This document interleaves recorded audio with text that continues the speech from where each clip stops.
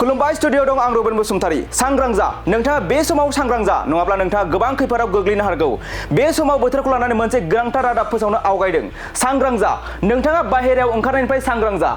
बोथोरा गिख्रंथाव महर लाबोगासिनो दं, जायनि जाहोनाव बोथोरखौ लानानै सांग्रांथि फोसावदों मिरु बोथोर बिगियाना।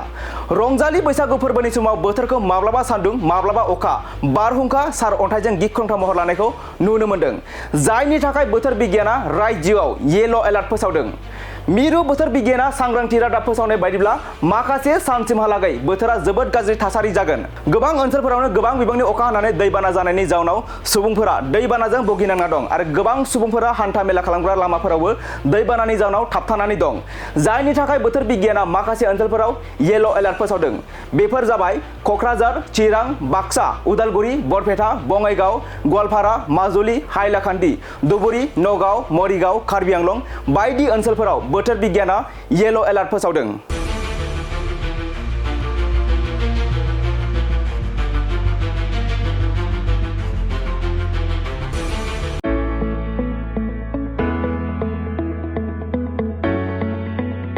मोनसे गोजोनथाव खौरां, बर' सावथुन नायनो मोजां मोनग्रा रायजो राजाफोरनि थाखाय मोनसे गोजोनथाव खौरां। खम बेसेननि गेजेरजोंनो नोंथाङा नायनो हागोन बर'नि गासै गोजाम गोदान सावथुनफोरखौ।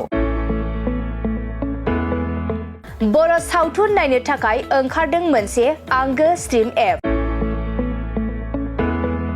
बे आंगो स्ट्रिम एपखौ नोंथाङा नोंथांनि मबाइलाव डाउनल'ड खालामनानै खम बेसेनावनो बर'नि गोजाम गोदान गासै सावथुनफोरखौनो नायनो हागोन। लोगोसे फैबाय थानाय समावबो बड' वेब सिरिज, डकुमेन्ट्रिज बायदिफोरखौबो नोंथाङा बे आंगो स्ट्रिम एपनि गेजेरजोंनो नुनो मोनगोन। बेनि अनगायैबो बर' सावथुननि दिहुनगिरिफोराबो बे आंगो स्ट्रिम एपआव गाव गावनि सावथुनखौ आपल'ड होनो थाखाय खौरां लाहरनो हागोन।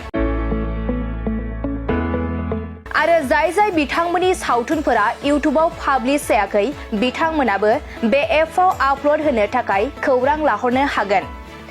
बेनिखायनो बर' सावथुननि दिहुनगिरि बिथांमोनहा गाव गावनि सावथुनखौ बे आंगो स्ट्रिम एपआव आपल'ड होनो गोसो दंब्ला नैबे 7086320938 जानबुं नम्बराव खौरां लाहरनो हागोन।